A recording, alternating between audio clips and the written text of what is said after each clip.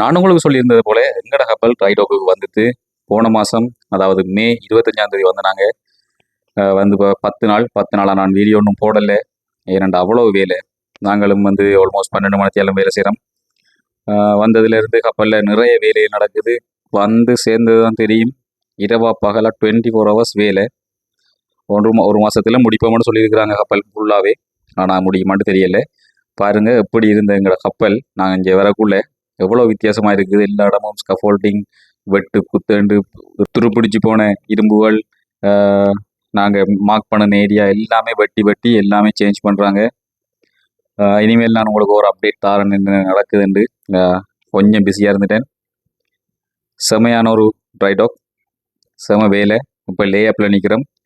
நாங்கள் லேஅப்பில் இருந்தாலும் கப்பலில் சைட்டில் வந்து கப்பல் பெயிண்ட் எல்லாம் சுரண்டி துருப்பிடிச்சதெல்லாம் அடிச்சு கொண்டு இருக்காங்க. நிறைய வேலை ஒரே நேரத்தில் நடந்து கொண்டு இருக்குது. அப்போ எதை எப்படி சொல்கிறதுன்றே தெரியலை, அவ்வளோ வேலை.